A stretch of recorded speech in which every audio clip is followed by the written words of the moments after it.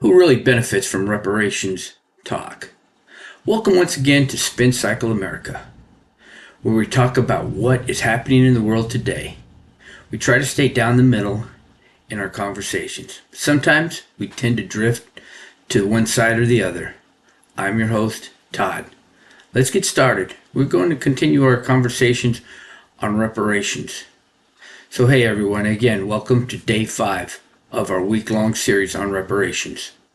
So we've covered the historical unfairness, the massive practical problems, the constitutional barriers, and real alternatives that could actually help people. So today, we're asking a tougher question. Who really benefits from keeping reparations as a constant political demand? So there's a growing grievance industry, if you know what that means. It's an organization, politicians, academics, and activists who profit from radical division and perpetual victims.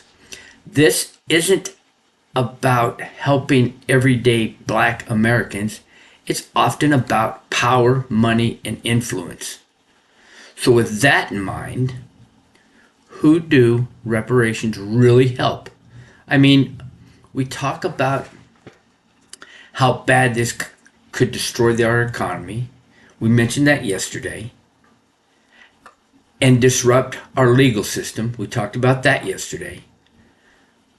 By trying or tying up the courts over legal battles.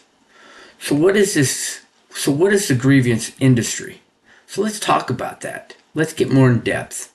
So the grievance industry refers to the network of nonprofit advocacies groups, academics, and politicians who build careers and raise billions by emphasizing systematic racism and historical grievances. Now just think about what I just said right there. These are people who have their hands in a pot that shouldn't or should they shouldn't have their hands in those pots. These are groups we need to watch out for. These are groups that are actually just trying to cause problems. These are groups that are just trying to have power, to get power. They don't care where they get it from. They don't care who they hurt. They just want power. Groups like the NAACP, certain BLM-related organizations, and Reparation Task Force keep the issue alive. They raise massive funds, secure government grants, and gain political power. That's all they want, power. They don't care who they hurt. They don't care who they step on. They just want the power. They just want to hurt people. For example, some organizations have collected tens of millions of donations with limited, transparent results for average families. University programs and diversity, equity, and inclusion offices employ thousands of highly paid administrators pushing these narratives. Politicians use reparation rhetoric to energize specific voter bases and justify bigger government spending. Think about it. We're trying to get rid of bigger government spending. The bigger the government, the more your taxes go. The higher your taxes go. Do you want big government? I'm thinking not. This is, in many cases, just enough to get your vote.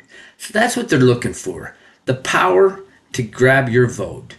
They don't want anything else. They want the power. They want to encourage you or force you to vote for them, because they will not tell you in the long run or in the long term the wrong ramifications of reparations.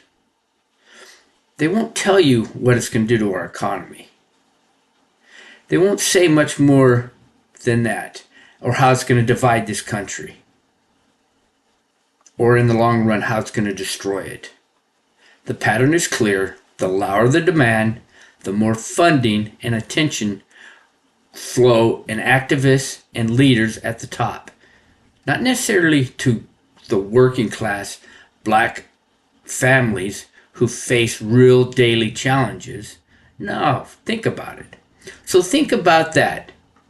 Is that really going to help you as an individual, as an American? So follow the money, the elite capture. Now think about that. The elite capture. So this is what economics call the elite capture. The people who benefit most are often the wealthy, well-connected elite, not the people they claim to represent. Are you kidding me? Why do you think if you look on X, you're seeing the middle class or the lower income always fighting? They don't care about you guys. They don't care about any of us. Think about it. If they did, they would put the law enforcement out there. They would force the law enforcement. They wouldn't put a stifle. They wouldn't put handcuffs on ICE or any other law enforcement. If they really wanted to prevent what's going on out there, they wouldn't stifle them. Think about that for a minute. The elite and the wealthy, that's all they want. Reparations studies and commissions create jobs for consultants, researchers, and bureaucrats. Purple focus on systematic racism as the main explanation distracts from uncomfortable data on family structure, education choices, and personal responsibility that we discovered, or discussed, I should say, on day 4. So think about that. Some of this stuff we have already talked about on day 4. Many of the same leaders live very comfortable lives while telling their audience that America is irredeemable, racist, and that only massive wealth transfers can fix it. So what they're saying is that in order for this to be fixed is that you have to become wealthy. You have to become rich. Is that true? Think about it. Really? Do you really believe that? Can wealth fix this problem or make it worse? I mean, think about it.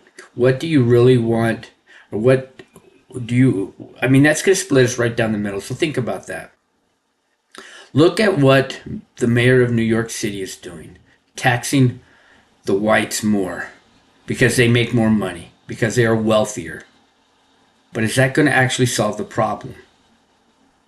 Is that going to fix that problem? Probably not. Most likely, probably not. Okay? You may see a mass exodus of New York. Now who is left to fit that bill? Who's going to pay the taxes for New York once those people leave, when they realize that they're getting taxed more? They'll pack up their bags and they'll move south to Florida. You're back in the same problem you had to begin with. And now New York becomes a ghost town. You can't pick on one race and call it good. Amendment 14 tells us we all have to be treated equally. That's what 14th Amendment means. It was created right after the Civil War for this very same purpose. Meanwhile, ordinary black Americans who are working hard, building businesses, and raising stable families get left behind in the narrative. The black middle class had grown substantially over decades, but you rarely hear celebration of that progress. Tell me the last time you heard the Democrats or anybody celebrating that progress or seeing it on the news or any place. Tell me. I'll wait. That's it. That's all you hear is cricket, because progress undercuts the need for more grievance funding. And you have the Democrats and the wealthy yelling reparations and yelling the loudest so they get heard. Remember, I mentioned that in a couple other videos and podcasts earlier. The person that yells the loudest gets heard. So the real victims of this approach Here's who they are. The biggest losers are the everyday people, young black men trapped in cycles of fatherlessness and crime, kids stuck in failing schools while choice programs are opposed by powerful interest groups. Think about that. If you look at most of your democratic cities and states, they oppose school choice. Why? Answer that question and figure out why. That's to hold people down. The schools are failing us. We have people that can't read or write at a fourth grade level. How sad is that? We need to fix the problem. If you think I'm wrong, prove me wrong. Hardworking families who get painted in perpetual victims instead of being empowered. People, we got to take that power back. We've got to have to be empowered. But that's the problem. The wealthy and those in power are keeping us down. And I don't care what your race, color, creed, religion, background is, it's keeping us all down. By keeping focus on reparations and distant history, the industry discourages the cultural and behavioral changes that actually close gaps. I'll say that again. By keeping focus on reparations and distant history, the industry discourages the cultural and behavioral changes that actually closes gaps. Think about that for a minute, people. Come on, we gotta get this right. MLK would be probably rolling over in his grave right now. It also breeds resentment among other Americans who feel unfairly blamed, further dividing this country, splitting us right down the middle. That's all it's going to do. You think hate is now? It's going to grow worse. Reparation, that is what's making it worse. You have one group blaming the other. Most of us, none of us were around during the Civil War. None of us, hardly, if any, have ancestors from the Civil War. You look it up. You do not have anybody that dates back to the Civil War. Most of your relatives, I guarantee you, is from European descent or came over after the Civil War. I promise you that. We need, as American citizens, is actually to stand up and voice our opinions on what is right and wrong and what makes sense. And this does not make sense. If you look and do the research, you will find that reparation is wrong. One of the core arguments for reparation is lineage. Now let me explain this, and I'm going to explain this and go more into depth in this in my next episode, day 6. The idea that today's black Americans are directly connected to those who were enslaved, so some may pay, some must pay. But here's the reality, and the reason I'm bringing this up is somebody made a comment on one of my podcasts videos the other day about lineage. Let me explain this.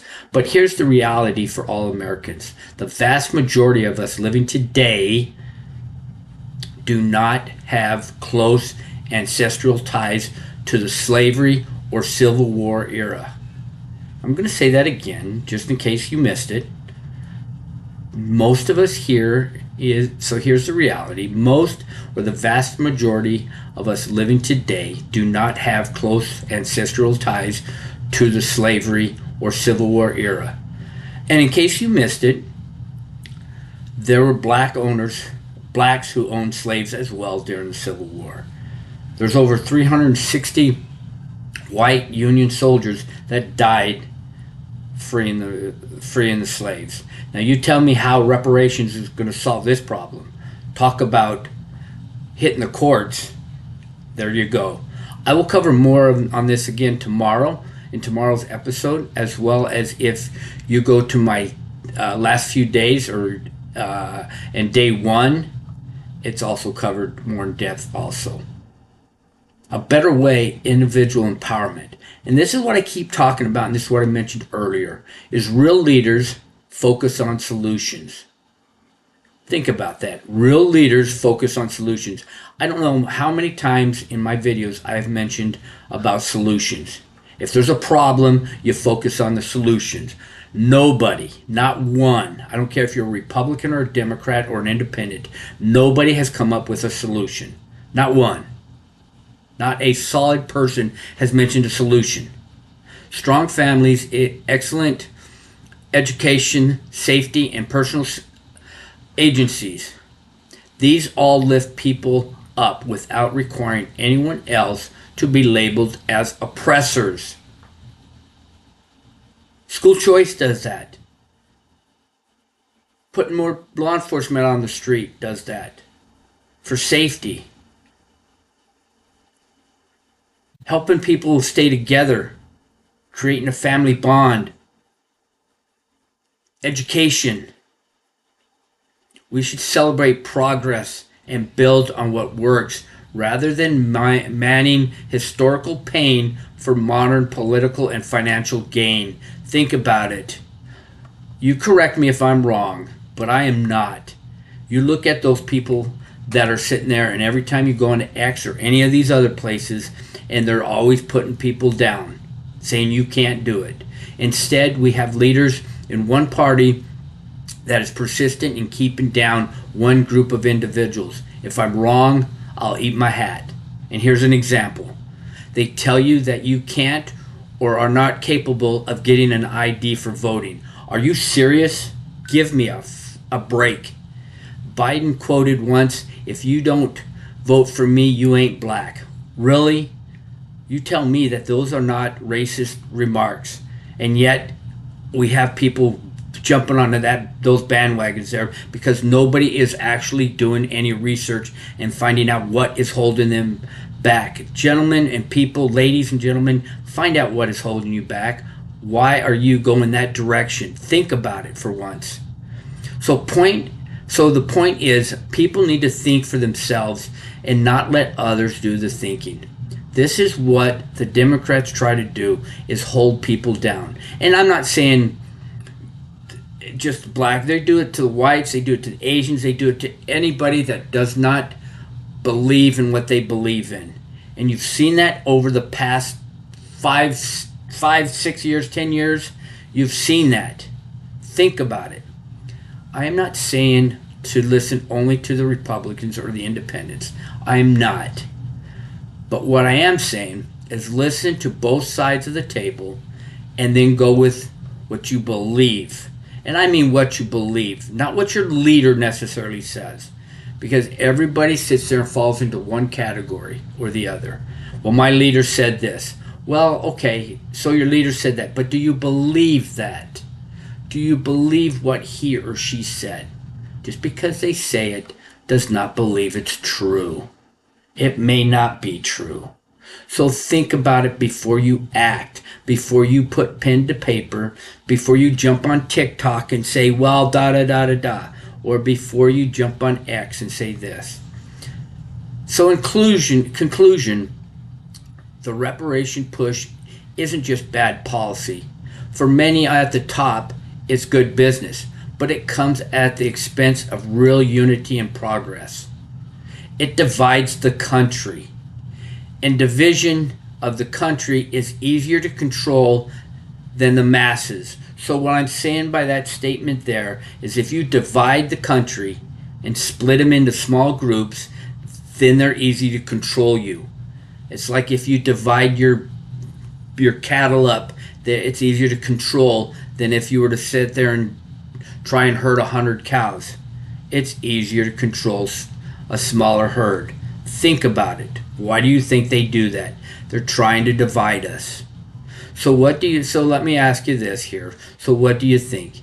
Is it the constant focus on reparations that is helping, or is it hurting? Drop your respectful thoughts in the comments. This is day 5. Tomorrow on day 6, we're going to compare reparation claims to other historical wrongs in America. If this series has been eye-opening, please like, subscribe, and share it with someone who needs to hear it. Thanks for watching. See you tomorrow on Spin Cycle America. You all have an outstanding day.